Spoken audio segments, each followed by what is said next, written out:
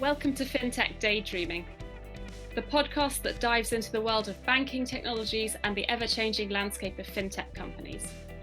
We bring you real-life examples from global and local thought leaders, as well as experts working within the financial industry, and seek out the best stories from the front lines of financial services innovation, where dreams of industry pioneers meet reality. Hosted by Paul Krogdahl and Ville Sontu, this is Fintech Daydreaming. Hey guys, how are we doing? I'm actually wondering, are we as humans, as people, are we stupid or maybe irresponsible or just maybe short-sighted? I mean, we are drawing on natural reserves and not paying back at all. And how long do we really think this is going to last for? How long do we really think that this small planet that we are living on is going to be able to sustain our ambitions and our greediness in the use of all of these natural resources? I do not believe that we are going to be able to maintain this. And I am fearful of the future that we're leaving for my children, and even more fearful for the future that we're leaving for my grandchildren. And I think that this goes across the board, both as us as individuals, as well as corporations. And the banking industry is no different. The banking industry is a heavily focused IT industry. And we get then into discussions around responsible computing, etc. And that's what we're going to talk about today. I think it's a really important subject for us to cover.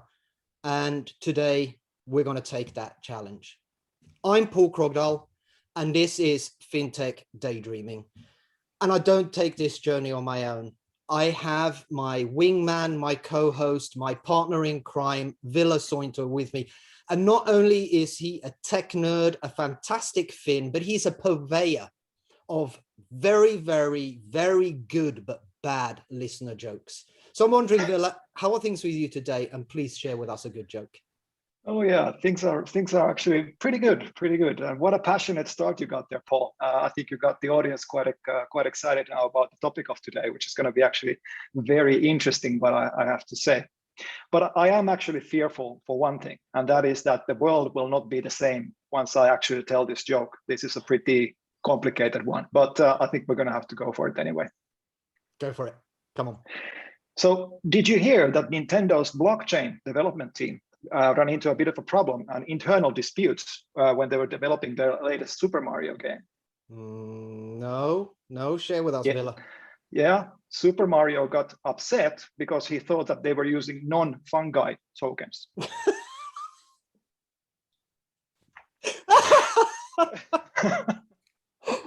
Yeah. I actually think that's the best one we've had to date. That one's good. That one's good. But actually, coming back to fungi and the planet, Ville, I mean, what do you think the future of the banking industry is going to look like, considering the environmental impact that we're seeing with, you know, the large scale of computing? We talk about Bitcoin and the use of electricity. What do you think? Well, I think I've said it before a couple of times, but I think the banks, they're like the operating system of the existing regulatory kind of scheme that's in place in any kind of given jurisdiction. So they go by the kind of laws and regulations, and to a certain extent, the values of the societies where they kind of do their business.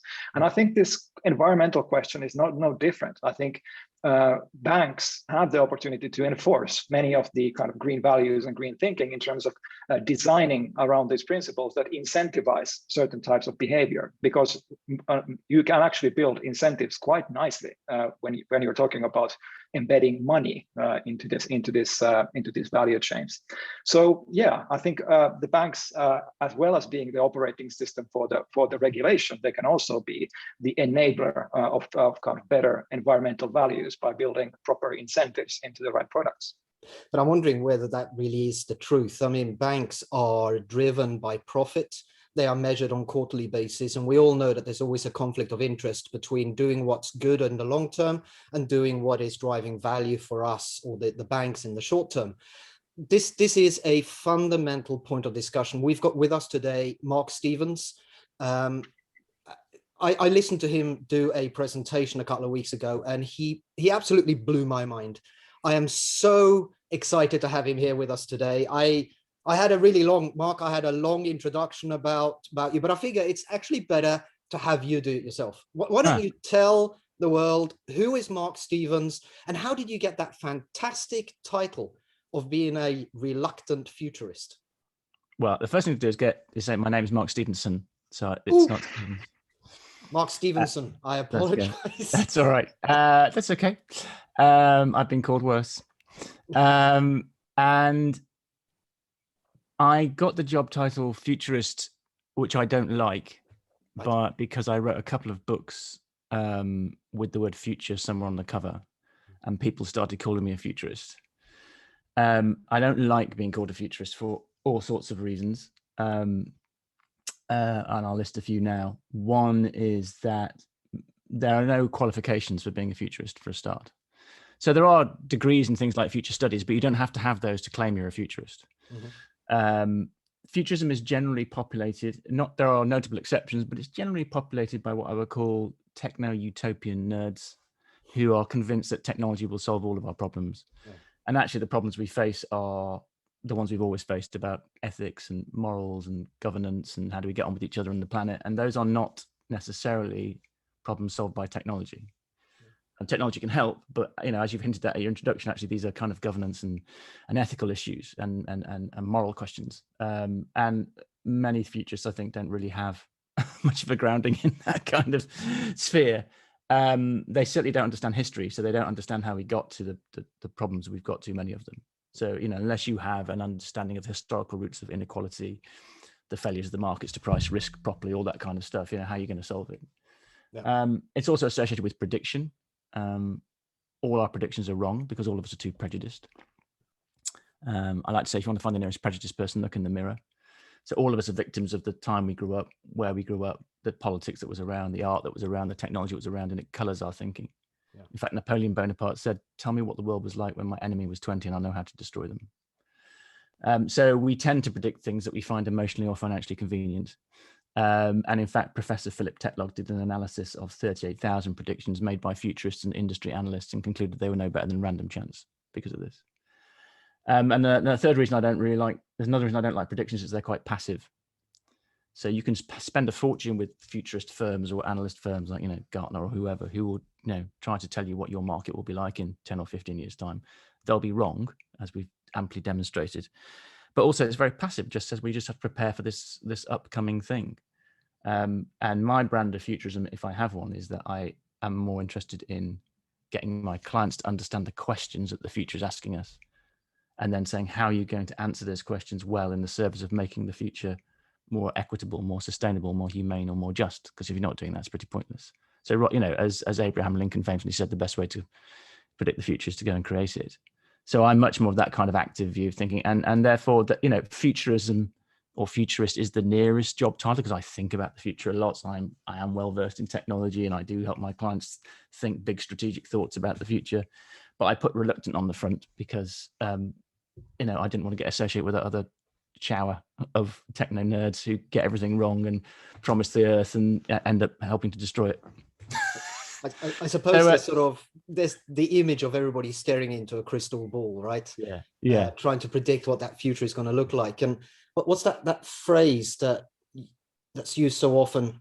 We learn from history that we learn nothing from history. Yeah. Right. Those who don't study history are doomed to repeat it, and those who do study history are doomed to watch other people repeat it. But I suppose part of it is also, like you said, I think, driven by biases. We are almost formed in a certain way of thinking, and it's historically sort of put on us, even through schooling, our parents, our social environment, etc. That must have a fundamental impact on how we even perceive the future to be, right? Yeah, and it's really problematic. So what I do with my clients, and this will vary from national governments to large corporations to NGOs, is I try to take them out of that frame of reference. So we all tend to look at things, from our own set of prejudices or our own business model, and we tend to think, about things in that way, which is not surprising. But actually, unless you're looking up and seeing the big picture, about, say, the environment or inequality or all those other things, then what you'll do will be irrelevant at best and dangerous at worst. Right. And so what I try and do is get my clients to ask themselves the questions they don't know they should be asking themselves. And actually, that's where all the commercial opportunities are, to be honest. If you're asking yourself the questions that your competitors don't even know questions, then you're going to succeed where they don't even know there's a market to be made. So I try to get them thinking about the questions they don't know are there and finding those and owning them and then doing inventive and interesting things with them in the cause of making the future not rubbish. So if we sort of boil that down to your secret sauce, when you were to sit down, for instance, with large international tier 1 banks, what are the sort of things that you would maybe get them to start to think about? I mean, where are they heading? Where are we heading? Where is society heading as far as the banks are concerned? Well, I mean, every bank is different. So the one thing I wouldn't say, you can't talk about banks as a thing because, for instance, on the one hand, I've been working with a very exclusive private bank, and they're a totally different kettle of fish to say, a big, say tier 1 international bank. So first of all, I think we'll have to realize that all clients are different and some of them are enlightened and get it and some of them aren't. I think what they're all realizing at the moment, as you hinted at in introduction, is that our economic system does not account for the damage we do. Which is really stupid. In fact, the guy who invented GDP, whose name now escapes me, he said, whatever you do, don't use it.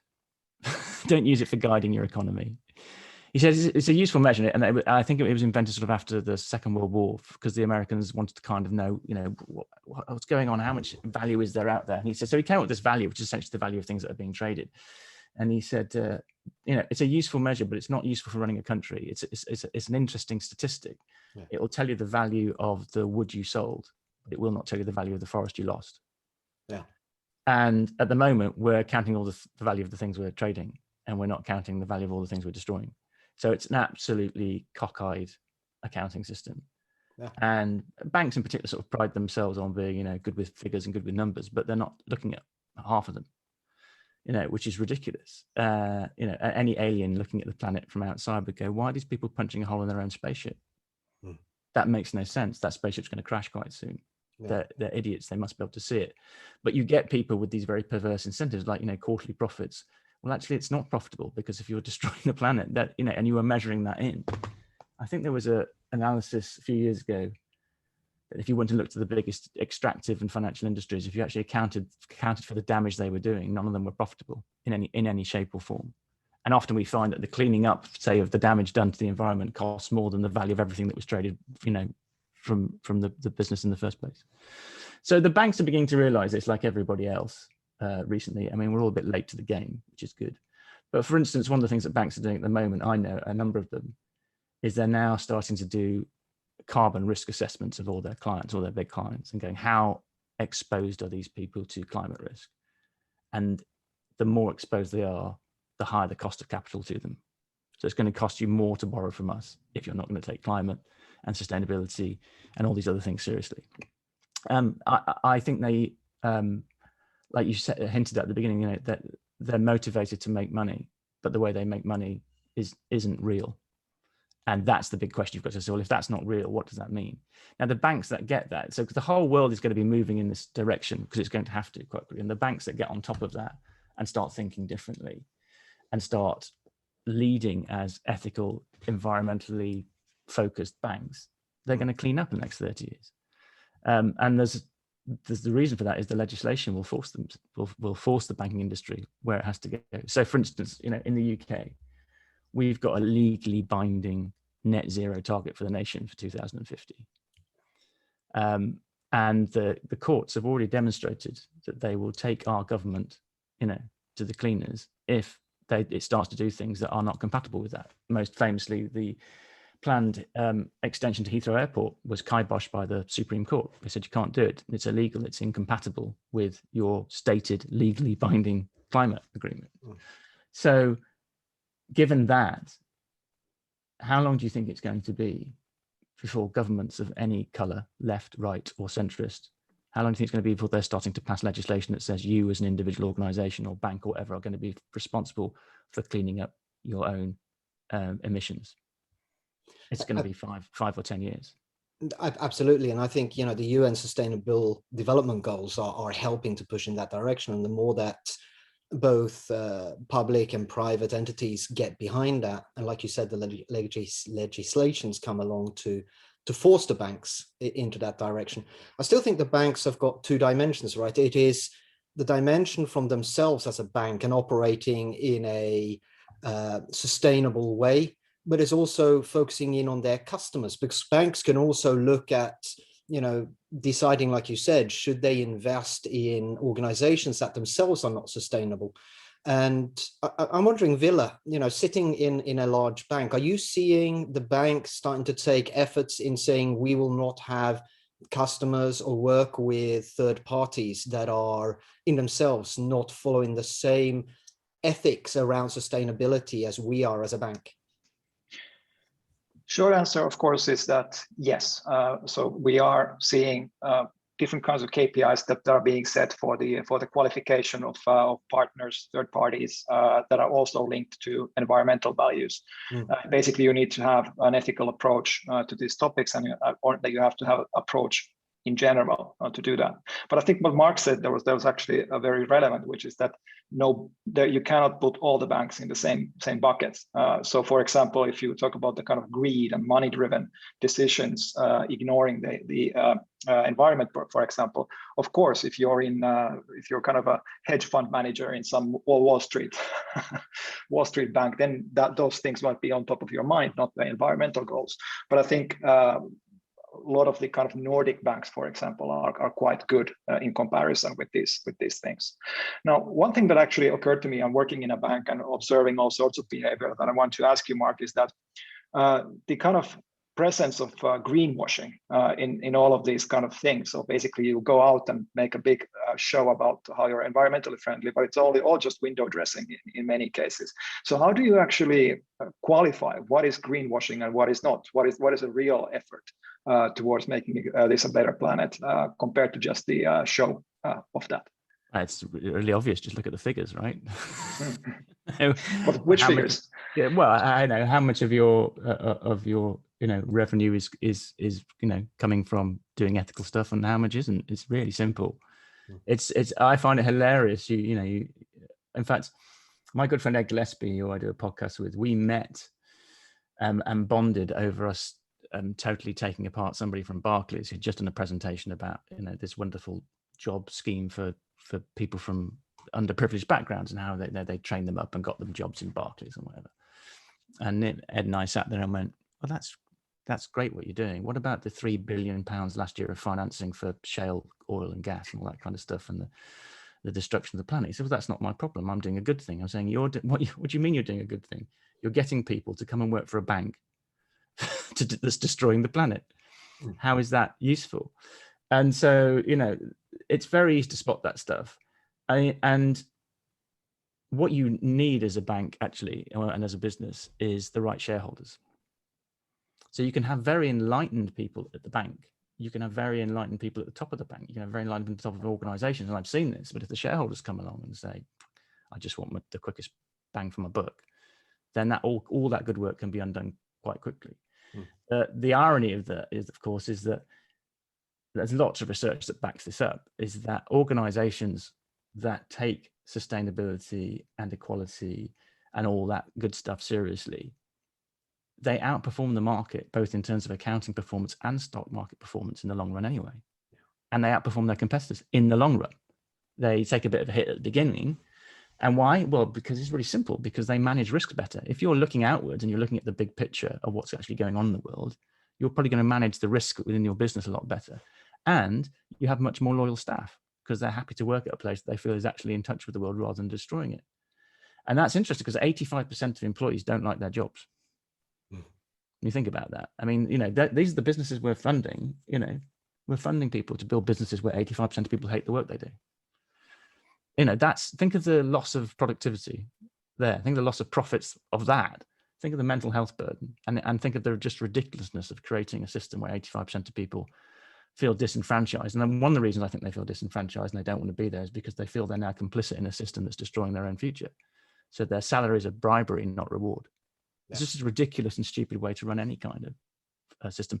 And yet you can get some people who can be bribed if you pay them enough, but they're still miserable fuckers. And it's short-lived as well, right? Because it doesn't matter how much you get rewarded through money, you very soon get to a point where you want more or need more or believe that you should have more. It's not sustainable in itself as a rewarding system. No, not at all. No. So there are some really forward-thinking banks out there, I think. I'm working with this private bank called Weatherby's Private Bank, which is a very exclusive kind of private bank in the UK. And, the CEO, Roger, is absolutely, totally committed to working out how he can use the bank for good and his very high net worth customer base. And we run a series of events for him called Creating the Future, where we talk about the environment and we get them to think about stuff, and we raise money for people like Client Earth, the environmental law firm, and all that kind of stuff. And there's been a real shift there and the customer base has shifted a lot, So, you've got that on the one hand, and then you've got, well, I won't name names, but you've got, Goldman Sachs on the other, kind of talking about it. But it's kind of madness, isn't it? It's all our own planet. Kind of, but for some, it seems that it's like, well, we're all fucked, so let's get to the sweet trolley. That's how some of them are viewing it, and that's not sustainable. But those people will get destroyed by the market in the end, because the legislation will force you into it. So you might as well get ahead of this stuff, and you might as well get your customer base ahead of this stuff, and you might as well go and find yourself the shareholders who believe in this stuff, because then you'll be really well positioned to profit in the new world. But the new world is going to have to necessarily take account of our environment and social justice, because if it doesn't, there won't be a world to take account of. It's not rocket science. It's cold, hard business sense. Yeah. I suppose there's another dimension to this as well. It's not just the environment. There's also the huge demographic of unbanked individuals in the world. I think that's got a lot to do with sustainability as well. The future of making sure that we can have inclusion for everybody globally to be part of a monetary system that will support them to also be, I suppose, to a certain degree, more ethical in looking after our planet in the long term. Yeah, absolutely. But then they need to be brought into a system that isn't complicit in destroying it, destroying the planet. So the banking system itself has to be surely not just sustainable, it has to be regenerative. I mean, what I'm doing with a lot of my clients now is getting them to think about regenerative ways of doing business. So that actually, by doing business, they're putting stuff, putting carbon back into the soil and into the earth, and they're regenerating the places where they operate. I can't mention who it is, because a lot of my clients, I'm under crushing non-disclosure agreements. And I think a lot of them are, in a way, because I don't look like them, they feel slightly embarrassed that I'm in the boardroom with them. They're like, we can't let people know he's in here. So they put me under these crushing non-disclosure agreements so that they don't feel too embarrassed. And then I really mess with their heads. But one of them is a huge, huge mining company, absolutely enormous mining, multinational, multi-billion-pound mining company. And they've pretty much, and it's not just me there. There's the whole team of amazing people. We've kind of got them to reject traditional economics, and they're going to embrace circular economy, and they're going to commit to undoing all the damage they've done environmentally for 150 years. That's so when mining companies start doing that, nobody else has got any excuse. I've been working with the Ministry of Defence on their decarbonisation strategy as well. The Ministry of Defence have committed to net zero by 2050. And there's a credible plan for how they're going to do that. If they're going to do it, nobody else has got any bloody excuse. You don't have aircraft carriers. I don't care how hard you think it is to decarbonize. You try doing it if you're, the UK military. So if these guys, if big mining companies and military forces are getting on top of this stuff, then if you don't, it's absolutely faintly embarrassing. You look like, like a D grade student. It's the biggest issue of our times. If you're not on top of it, you have no right to be in business. And I've been saying this to insurance companies as well. I say to insurance companies, are you carbon neutral? And if they go no, I go, well, you're not an insurance company then, are you? It's totally, it can't, you're not even doing your own insurance. Yeah. So now, we kind of queued up a couple of keywords there: greed, mining, And I would say then maybe we add gambling to that stack, and then move on to the topic of cryptocurrencies. Okay. So we've kind of seen this kind of, I would say, I think greed is the kind of word that defines the cryptocurrency space best right now, because everybody's just waiting for the prices to go up and up and up, no matter what the cost. So Mark, what's your view on this whole debate about the CO2 emissions of blockchains and all of those things compared to the monetary system that it's supposedly giving us? Well, this is a very a big question. And we're talking about this in the week that El Salvador, the president of El Salvador, has said that he wants to accept. Oh, what's going on? Hello and welcome to News. Sorry about that. News. There we go. It's my little sting there when I'm going to say something important. No, so we're talking about this in the week that El Salvador says wants to accept Bitcoin as legal tender. So there's a number of things to say. You're right. At the moment, cryptocurrencies are kind of pointless because nobody's spending them. And so it's not a currency if you don't spend it, right? So it's this very bizarre digital asset that's kind of funded by sentiment. And, you know, if Amazon turned around tomorrow and said, we're going to accept Bitcoin, that would probably change things because people would be able to spend it somewhere properly. But if they did that, the Federal Reserve would say, no, you're not. And they would stop Bitcoin from doing, stop Amazon from doing that. So I think it's very unlikely that El Salvador will be able to, or they'll have a lot of trouble, you know, accepting Bitcoin as legal tender because, you know, everybody's just going like, well, it's not real.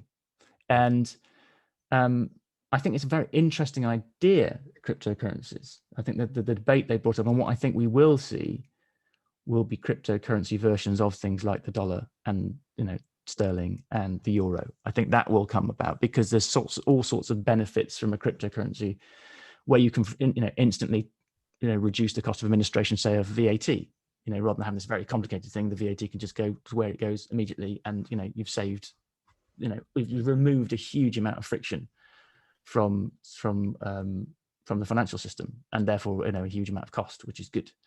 That's not good for the people who pay to create that friction at the moment. So I think we'll probably see that in terms of the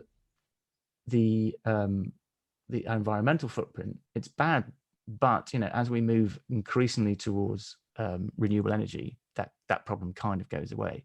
It's only bad at the moment because so much of the electricity is powered by fossil fuels. You know, 30 years from now, that won't be an issue. But right now it's bad. I think Bitcoin's environmental footprint is the same as Denmark, I think, or something like that. So my view is that they have created a new way of us to think about how we do transactions. I don't, at the moment, see a long-term future for Bitcoin or Dogecoin or Ethereum, other than as these rather ridiculous speculative assets that some people get very rich at and some people will lose their shirt on. But I think we will see, you know, a crypto yen and a crypto dollar and that kind of stuff. So that's where I think it's going, and I think that's probably a good thing in the long term because, you know, as I say, it removes a whole lot of friction from the world economy. It was actually an interesting article I read a little while ago. I'll see if I can find it and link it in the description to this episode, that talked exactly around what you were just saying, Mark, that it's not the mining itself which is the bad thing, it's the way the electricity is produced which is the bad thing. And theoretically, if you turn it on its head, the use of the electricity by the mining rigs is actually putting, you know, money back into circulation because they're having to pay for the use of the electricity. So there is a sort of chicken and egg, good and bad side to the whole Bitcoin discussion. There's also a way to use, I can't say too much because I'm again under an agreement, but there is also a way to use big data centers to draw down carbon from the atmosphere. Yes. So if you have enough heat and air in a certain configuration, which you tend to get in data centers, you can use it to actually draw down a huge amount of carbon. So you could actually end up creating mining operations that are mining the sky and putting carbon back into the ground. I mean, more about that in about a year. Yeah. No, as you know, and we generally don't like to mention our companies, Villa and I, on these podcasts, but I work for IBM, and one of the things at IBM is committing to is to have carbon neutral data centers with a fairly hefty sort of timeline on it. And we're doing an awful lot of research in IBM Research around how do you decrease the carbon footprint of what we're calling responsible computing, right? So yeah. So I wonder, Mark, if we sort of say we're heading towards a brick wall, we've talked a lot around what we should be doing. If we were to look back into our glass ball, I mean, what would you say to the banks and the fintechs when they ask, but what's the worst that can happen? What if we do nothing? What if we just continue on the path we are? What tends to be your answer? Because I mean, there must be something here to convince them. If we carry on the path we are, then it's the end of civilization. It's probably the reduction of the human race by 6.5 billion people. It'll be a very, very difficult life for the 500 million or billion that remain. Yeah. And we'll have totally fucked our beautiful home. You know, it's the end of all the hopes and aspirations of your children and your grandchildren. Everything you dreamed of that's good in life, you know, is largely going to evaporate. And there'll probably be a point of no return. So, yeah, why would you want to do that? Yeah, absolutely. But do you think we're talking in years, centuries, millennia? I mean, certainly probably by the end of the century. I mean, what we have discovered, which is upsetting, is that the climate system is far more sensitive to change than we had hoped. And it responds far quicker and reaches tipping points and accelerates things far quicker than we would have liked. So if you look at a lot of the scenarios from a few years ago, say, well, it's between this range and this range. It always, you know, quite often we find, oh God, it's right at the top end of the range. It's in the worst case place, you know. So you get these feedback loops very quickly. You know, you get rid of the Arctic ice, you reduce the albedo of the planet, etc. If the West Antarctic ice sheet goes, you know, that's, I don't know what that is. It's something like 6 or 12 meters of sea level rise right there. Yeah. You know, I mean, there's already quite a lot of sea level rise baked into the system anyway that we're going to have to deal with because the oceans are too hot. You know, even if we stopped emitting tomorrow, we're still going to have to deal with climate change. So, you know, it's thermodynamics. You don't have to be, you know, a genius just to look at there's too much heat in the system, and everybody knows what happens if you have too much heat in the system. It's got to do something, and it's not pleasant. It's already there. It's not like we haven't known about this for a long, long time. What is happening, I think, because of COVID is people are finally getting their head around it. I was very worried when COVID hit that the environmental agenda would disappear because people would just be like getting on with the day-to-day of getting through this pandemic.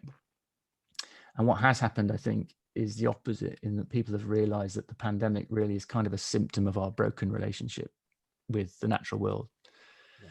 And they see that as kind of like a really big warning sign. And therefore, actually, you've seen, particularly from the investors and particularly from some banks, an absolute doubling down on the climate issue because they've gone, right, this is real. You know, we've seen what a pandemic did to us and we realize this is just the beginning.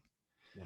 I mean, if you carry on in a war with nature that we are at the moment and we're winning, you know, this won't be the last pandemic in our lifetimes, because the more you encroach on the natural environment and the more you heat things up, the more likely zoonotic viruses are going to cross over. And we're already watching a potential another 40 of them that could cross over. And some of them could be far worse than what we've had. So we've had a massive wake-up call. And I think people are realizing that, you know, you can't solve, say, that crisis, the biodiversity crisis, without solving the climate crisis, without solving the inequality crisis, without solving the governance crisis. Jim Muir, was it Jim Muir or John Muir, the great environmentalist, said, the problem with the universe is when you pick at anything, you find it's hitched to everything else. And for too often, we've sat there and tried to, you know, plow our own little furrows. And what COVID has done is given everybody a lesson, a very quick and brutal lesson in, I guess, my specialism, which is systems change and interconnectedness and interdependence. And so, and also it's changed the way I think a lot of us feel and think. People are going back into work and going, you know what, do I really want to be doing this? You know, do I feel the same? Do I want to get back to what it was? Some of it I want back, yeah, but not all of it. My soul has changed. And I'm seeing that with CEOs. Some of the work I've been doing would never, some of the ambitions that have come out of my my clients, you would never have seen before COVID. And the same actually in the political sphere. You know, the ambitions we've now got coming out on climate from, you know, the UK in particular is like, yeah, I don't think you would have seen that before COVID. No. And I've been working, as I say, with military forces on something we're going to call the Peace, Climate and Security Alliance, which is a kind of agreement between the world's militaries to kind of keep climate as the biggest national security threat, you know, in the minds of their governments, and collaborate on peace initiatives and decarbonize themselves. You know, that's something that would have been impossible to get off the ground before COVID. And now they're all going, yeah, where do we sign? So, you know, we do have this decisive decade, as they call it, to turn things around. And the financial industry absolutely has to get on board with that, because if it doesn't, we're all toast. And last time I checked, the financial industry was made up of people, not computers. You're absolutely right. It is made up of people. It's run to a certain degree on computers, but it's run by people for people. And you're absolutely right. It is. I guess the people in DeFi space actually might disagree. They think it's run by computers. But so Mark, I mean, what I'm hearing is that you see change driven by COVID and the pandemic situation. But do you think that is really a lasting change, or are we just going to go back to the way things were as soon as we're out of this? Wait, I don't know. I mean, I think my feeling is it is a lasting change. I was asked at the beginning of the pandemic, so do you think this will change us? And I said, it depends how long it goes on. I said, if it goes on for, you know, suddenly miraculously we get a vaccine in a month, nothing will change. If it goes on for 6 months, nothing will change. I said, if it goes on for a year or 18 months, then it will change people, because it will change the way everybody knows somebody who's lost somebody. Everybody in the world has seen the inequalities of the world writ large. They've seen how the people that we really rely on, the key workers, the people who bring us our food and, you know, tend to hospitals, are the worst paid and the hardest worked. They've seen it and they've felt it. And what I say about any change is, if you want to get people to change, you have to change the way they feel, not the way they think, because the brain does the PR of what the heart has already decided. And our hearts and souls have changed. Not everybody's, not probably as much as I might like, but they certainly have. One of my clients, you know, big multinational hospitality company, you know, their entire business shut down overnight. And rather than sort of panic and retreat into themselves, they said, well, let's use this moment to really rethink what we're going to do. And they're about to announce they're going to become the first regenerative hospitality business in their sector. And they said, you know, we're limping a bit financially, but strategically we feel like Olympic athletes, because we've finally woken up to our purpose in the world, which is to make it better. And that's not an idle, you know, chat. They're restructuring the entire business, as is this mining company. There's a bank that I can't mention that's turning itself into a B Corp. Those are things that that's not trivial stuff. You've seen the, you know, I mean, I hate the idea of ESG investments. All investments should be ethical and sustainable, well governed. But, you know, you've seen this huge, you know, rush towards that kind of stuff. This is not, you're seeing investment houses turning up to the G7 and going, please give us a carbon tax so that we can all invest on a level playing field. You know, this is not trivial stuff. It's very late to the game. That's our big problem, is that it's going to cost us far more to fix this now than if we'd started on this seriously 20 years ago. But as Leonard Bernstein said, you know, to achieve great things, you need two things, a plan and not quite enough time. And we have a plan, which is which you mentioned, Pal, at the beginning, which is the Sustainable Development Goals. That's kind of a half decent plan for humanity to get us out of this mess and meeting those. And we certainly don't have enough time. So I am cautiously optimistic that we might just pull it out of the bag. But in order to do that, we're also going to need to build a massive carbon drawdown industry, which will have to be 2 to 3 times bigger than the current oil and gas industry to remove the carbon that's already up there. And that's something else I'm working on as well. So if I were an investor, that's where I'd be putting my money. Well, that's where I'm putting some of my money and indeed some of my time at the moment, because that we're going to have to pull that carbon back and put it back into the soil and back into the earth. So what I'm hearing you say really is, to a certain degree, the pandemic has been a positive thing, because it has empowered individuals to want to systemically change the world, rather than relying on organizations and corporations to do it with a sort of half-hearted effort. This has now become upfront, close, and personal. Yeah, it's changed the way we feel, and what it's allowed is different conversations to happen in the corridors of power. whether that's, at the top of a business. No, now employees can come in and go, well, I'm concerned about this. And they're told not to shut up about that. So yes, so am I, what can we do with this? How do we change the business? Also, I think we've all had to learn to trust each other. I mean, the idea, particularly in financial services, you often have this ridiculous culture of presenteeism that you had to be seen to be in the office, and that's all disappeared, and the banks haven't fallen over. In fact, some of them have, done better. So I think we've all realised that the old rules have gone, and that's a great relief. And I've been working with CEOs who are the most excited they've ever been because finally they can do more good in the world rather than just make money. But one of the things that I would advise any business to do, though, is as quickly as possible restructure your shareholders to go and get the shareholders you need for the future rather than satisfying the ones you've got. Because if you've got some crappy ones who just want you to make money, then you probably need to get rid of them and go and find some ones that understand the big picture. In fact, that's what Paul Polman did at Unilever. So he restructured the shareholder base to go and get enlightened shareholders so that when Kraft turned up with a takeover bid, and the shareholders turned around and said, no, because you don't believe in sustainability. So what I'm hearing then maybe, Mark, is all of these fintech startups, entrepreneurs that are out there, if they can find a way of aligning their business ideas and future strategy very much around also demonstrating how they're going to be sustainable, good for the environment, that would actually pivot them on a much faster trajectory going forwards than the ones that are maybe just focused on this is how we're going to generate shareholder value. Yeah, absolutely. Because very soon shareholder value will be tied to that stuff anyway. One of the ideas I've been discussing with a couple of governments is, and has broad acceptance as a concept, across the political spectrum as well, left and right, is the idea of restructuring corporation tax so that all organizations that can be proven to be more sustainable, more ethical, or whatever, will get a lower corporation tax rate than those that don't. Yeah. And that's great because it satisfies the left because there's, it's a good move for the environment, but it satisfies the right because you're promoting entrepreneurship. You're saying, I will reward you for being entrepreneurial in this way. So it won't be long before that kind of stuff is happening. We've already seen this week, the agreement on tax at the G7 for tech firms. COVID has given governments their teeth back in terms of legislating this stuff now. And they all know they've got to do this climate stuff. Yeah. And they all know that they've now demonstrated that they can do bold and amazing things if needs be. And a vaccine can be created out of nowhere in a half the time or a third of the time it would be normally. And you can do these things. And that's what we're going to do. And if you're not on board with that, my friend Dr. Gabriel Walker says this rather great thing. She says, if you're not on board with this kind of agenda, you won't get a seat at the table in the future. And she says, if you don't have a seat at the table, then you're going to be on the menu. Yeah, that's actually very true. Yes, yeah. Scary but true. Yeah.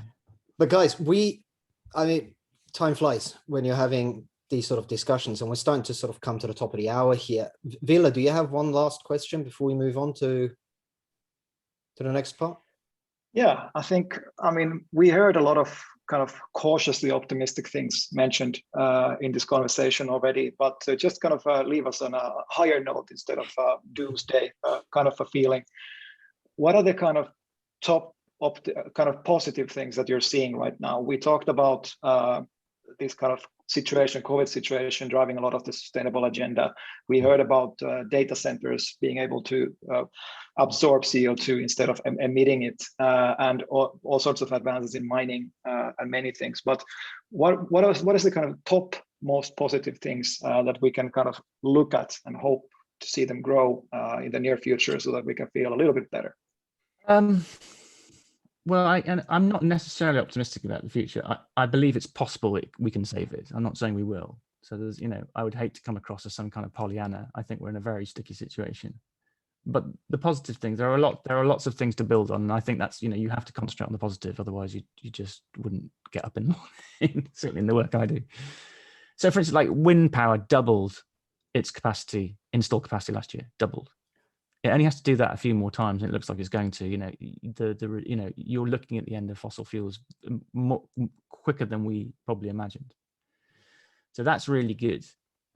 This military climate alliance that I'm working on, the idea of the world's militaries saying to their governments, the biggest threat in the world is not each other, it's climate change. That's our biggest national security threat, and we have to collaborate. You know, that's a hugely positive signal that our enemies are not each other. It's this big thing we've created together. We're going to have to solve it together. I am increasingly encouraged by the enlightened investors I'm seeing. There aren't enough of them. But what was it that Max Planck said? Physics advances one funeral at a time. You know, we may have to have a few funerals in some of the bigger firms before we get a more enlightened investment strategy from them. But you're starting to see that it's just too slow. So I think it's like we're kind of moving in the right direction, but we're dragging our feet a bit. My job is to get people to hurry the fuck up. And have fun while they're doing it. And have fun while they're doing it. You know, I mean, my great friend Ed, who I mentioned earlier, who I did this podcast with, he says, if you want to subvert the status quo, you better make sure you're having more fun than they are, and let them know you're having more fun while you're doing it. And I believe that, you know, certainly the places that I work that are suddenly going, we're going to change and we're going to do things differently. And we're going to embrace an ethical and agenda on stuff, and we're going to be really double down on this equality and diversity stuff, and we're going to think about climate, and, well, you know, those are nicer places to work. Those people have more fun. It's difficult to do, to change these big companies around, but they're having more fun than their competitors. You know, even if you, for instance, go to ExxonMobil, then you walk around the corner and go to BP, and BP have a long way to go, but they're kind of getting there in a way. And, you know, they're going to need a lot of help, and, you know, but the people at BP are kind of like, they're kind of going, yeah, we can do this. This sounds like an exciting thing to do. Wouldn't it be amazing to take BP and turn it into completely renewables, you know, carbon neutral energy company? So, you know, that's a huge challenge. And there are people in there who relish that challenge, you know, and they're having more fun than the people at ExxonMobil who are just going, well, everybody hates us. So even in somewhere like the fossil fuel industry, you can see the difference. So I am heartened by the appetite we now have to do it. I think that, you know, the fact we're having this conversation on a fintech podcast is, you know, that wouldn't have been happening 5 years ago. So that's the biggest thing. I think my biggest hope is that all of us individually realize we've got something to do, and that now we can, and those conversations are allowable, and you can walk into your place of work and go, are we taking the environment seriously? Are we taking diversity seriously? Are we taking equality seriously? And now you won't get kicked out in most places. You'll be told, yeah, we really need to get down on this. So one of the equations I use in my work is this equation, which I say legitimacy plus capability equals action. You have a legitimate concern, you have some capability, something about it, then something happens. In the past, it was very much the case that people with legitimate concerns about climate or justice or whatever felt they had no capability, and certainly they were told to shut up about it when they went to work. Now all of us have been told, actually, you have capability because the place you work is going to start taking this stuff seriously. So we'll get a lot more action. And pretty soon it's going to be a race to be who's going to be the most ethical, the most wonderful, the most, you know, sustainable. That's where people are going to want to work. That's where the big bucks are going to be. So it's kind of a win-win. We've just done it we're doing it on a knife's edge. We're right down to the wire. This is a very decisive 10 years. And if we get it right, then we can all go out for some sustainable champagne. And if we get it wrong, it's going to be very, very messy. I suppose you're right. We have got to a point where every individual has become empowered to make that stance, to try and make a change and take it up to the corporations and to their bosses and to their leaders and to everybody else, and have a voice around it. I mean, every country in the world, to one degree or another, is going to be passing legislation to advance the Sustainable Development Goals over the next 10 or 15 years. Some of them with more enthusiasm than others. But if I said to you as an investor, or you know, or just as a parent, you know, and said, if every single government in the world is going to be passing legislation to advance these goals in the next 10 to 15 years, where would you put your money? What career advice would you give your children? What would you do with your career? What training would you go and get yourself? You know, it's fairly obvious, you know, where the world is heading. So yeah, hopefully we'll get there. I mean, you know, if we don't, kind of, we're dead anyway. We're dead anyway. Yeah, exactly. Yeah. But so on a lighter note, and as a Monty Python fan, as they would say, now for something completely different. let's hop into same but different and change direction for the last couple of minutes. Mark, I'm a guitarist, and you've got a guitar hanging behind you, and I got a little rumor that you play in a band that's released. What is it? 2 albums or 1 album? We've released 1, and we've just finished writing the second.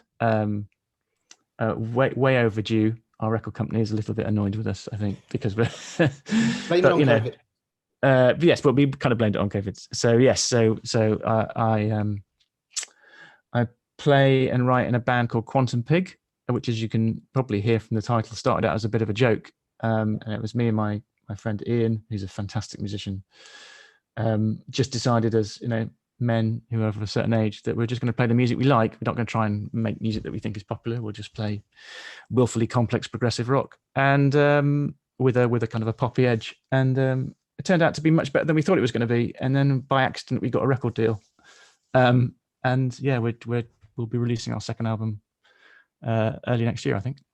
And where can people find this on Yeah, Spotify? you can find it. It's on all the the normal platforms. So Quantum Pig, our first album was called Songs of Industry and Sunshine. It was very much lyrically, as you would expect from me, about all the things we've been talking about, the transition from the old world to the new.